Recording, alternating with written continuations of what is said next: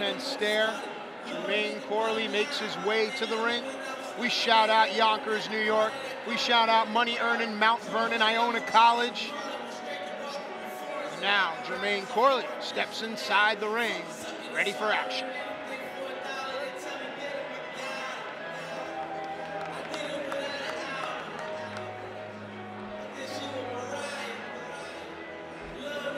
Ladies and gentlemen, welcome to the ring. His opponent from Huntington, New York. Make some noise for Wendy, the Haitian Fire, Toussaint!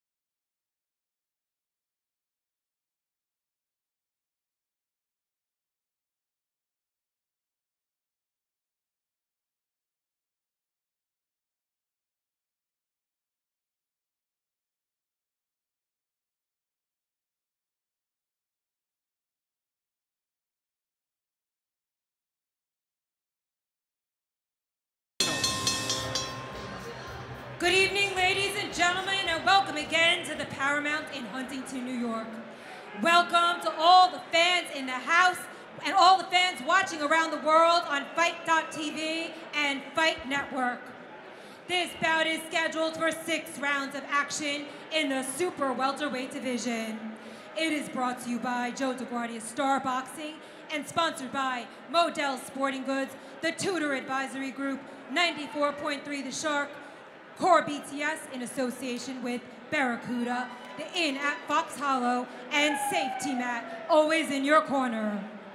This contest is sanctioned by the New York State Athletic Commission. The 3 judges at ringside are John Basili, Mark Constantino, and Tony Paolillo.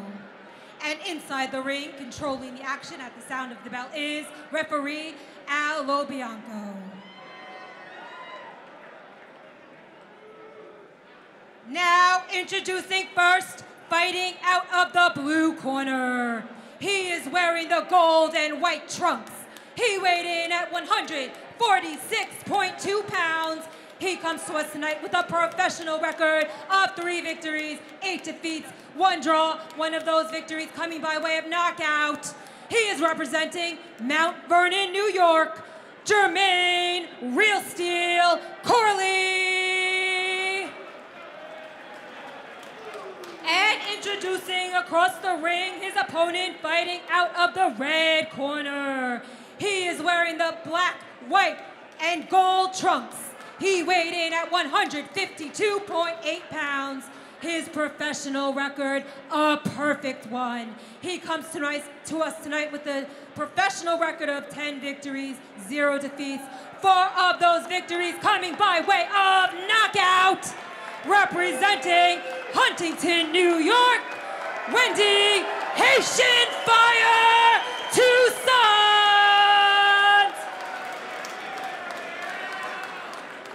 You know, Commissioner, one thing that really stood out for me is the +7 weight pound advantage that Toussaint brings into this fight. Well, first of all, Wendy in the black trunks has boxed with guys much bigger. Whether he's bigger or whether he's outweighed, I've seen him box with light heavyweights and not even have a task. Really? He is such an incredible talent. Began his career about 6, 7 years ago But the problem is he ran into managerial and promotional problems. I've never heard of that happening in boxing. Never. That was the first time. It surprised me. But once he worked them out, you're going to see, I believe, a world-class fighter in there. Now, he's in with a guy who actually is a world-class boxer without that world-class record. Jermaine Corley is 3-8, but so long he has served as more or less an opponent. And yet, he got off to a pretty decent start in his career, but then all of a sudden, they start putting him in with undefeated guys from, he goes into their hometowns like this. Do I expect Jermaine Corley to win? No, but I think he's going to give a good effort, especially in the first couple of rounds. But then I think Wendy, with all his skills, is going to figure him out. Now they're talking to each other a lot. So far early on, it seems that Corley is the more mobile fighter, right? Moving more as Toussaint tries to just stalk and wait for that shot. What I'd like to see a little bit more from Wendy Toussaint, who's known under several different nicknames. One of them, he likes to be called HAITIAN FIRE. All right. He was born in Haiti, and he says his roots are in Haiti, but yet he was raised in Guyana. I long have called him the Guyanese Python. Oh, there you go. So whether it's HAITIAN FIRE or Guyanese Python, he is quick, like snake quick, Python lethal. I love it, all the adjectives and all the descriptors here. But meanwhile, Toussaint has not been able to lay a glove on Corley. And if Corley is here because he's supposed to be a showcase for Toussaint, that may not be the case here. Well, Wendy's pretty good at figuring a guy out, and Corley also, a lot of times will fight hard for the first couple of rounds before he does get figured out. He always comes in tremendous shape. Now, there are guys, there are good fighters with bad records and bad fighters with good records. Good point. He happens to be one of those good fighters with a bad record. It was a little bit low on the hip there, was unintentional. Right back to it, though. Hard body shot there. Yeah. Now, we did mention that Wendy does like body punching. You have to understand, you hit the body, the hands come down, it opens up the head. Those shots are landing, but they're bringing smiles to the face of Jermaine Corley. Many times when a guy does smile like that, that means, yep, I got hit.